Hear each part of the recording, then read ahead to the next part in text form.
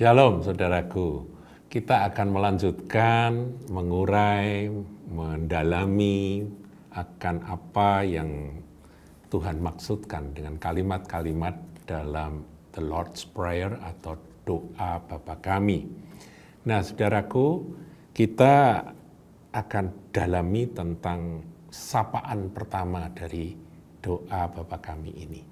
Dimulai dengan kalimat Bapa kami yang di sorga. Nah, saudaraku coba renungkan. Bapa itu adalah sumber. Betul ya? Kita ini bisa ada karena ada benih dari Bapa. Bapak kita, ayah kita.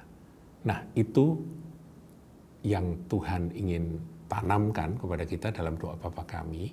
Dalam kita berdoa, kita ini menyadari, mengakui bahwa kita ini berasal dari Dia. Bukankah firman katakan, seberapa banyak atau barang siapa menerima Yesus, maka orang yang menerima Yesus itu diberi kuasa atau hak istimewa untuk menjadi anak-anak Allah. Yohanes 1 ayat 12. Jadi saudaraku, ketika kita ini menerima Yesus sebagai Tuhan dan Juru Selamat, sebagai penebus segala kita dari segala dosa, maka saat itulah kita menjadi anak-anak Bapa Surgawi. Dan saat itulah kita ini harus menyadari bahwa sumber segala sesuatu adalah dari Dia. Makanya ada ayat dari Dia, oleh Dia, dan bagi Dia.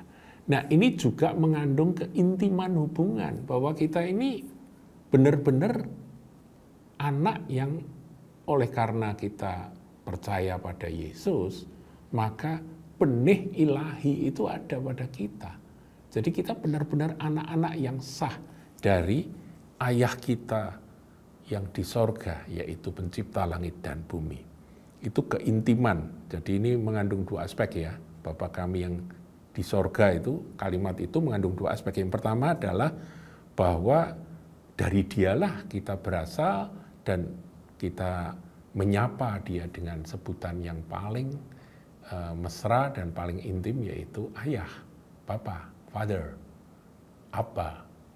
Nah, kemudian yang kedua, hormat, saudaraku.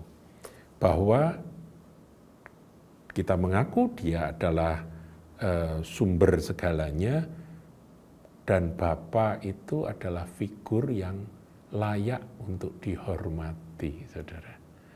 Paham ya? Jadi menghormati Bapa di dalam doa itu adalah langkah pertama untuk memasuki kalimat berikutnya dari doa Bapa kami. Jadi doa Bapa kami yang pertama adalah menyadari bahwa kita ini anak-anak sah dari Pencipta langit dan bumi. Karena kita menerima Yesus, kita diselamatkan oleh penebusan darah Yesus, maka kita punya benih ilahi dan kita menjadi anak-anak Allah.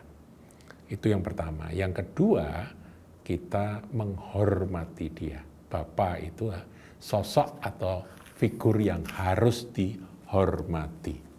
Nah, kemudian kalimat berlanjut dengan dikuduskanlah namamu. Kata dikuduskan itu artinya dihormati atau disembah. Jadi penyembahan itu merupakan prioritas utama di dalam pelayanan kita.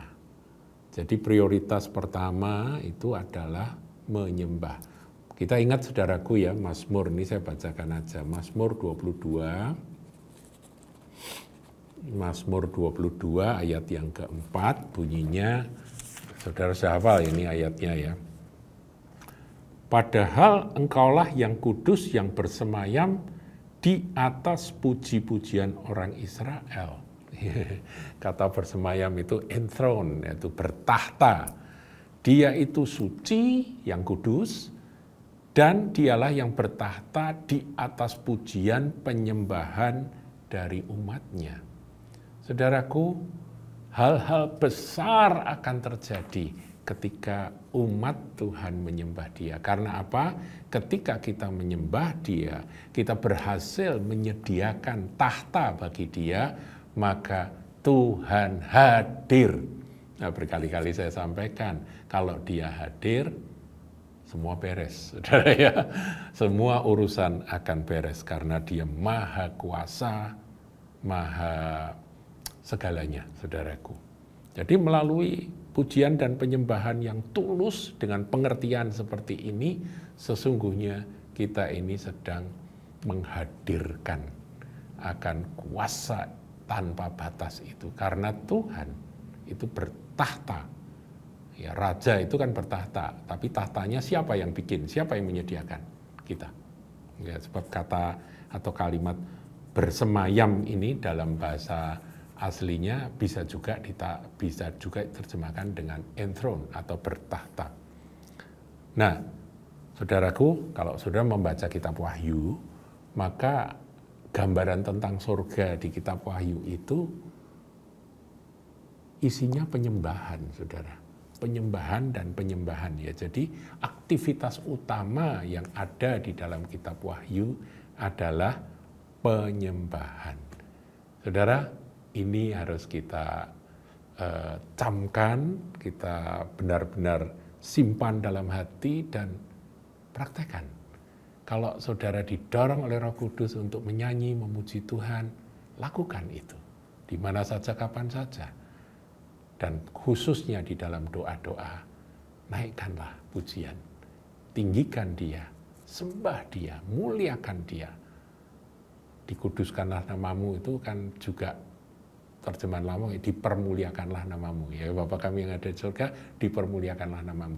Memang dikuduskan itu artinya juga dipermuliakan. Hallowed be thy name. Nah, inilah yang harus kita lakukan, menyembah dia, karena dia memang layak untuk disembah. Haleluya. Tuhan memberkati.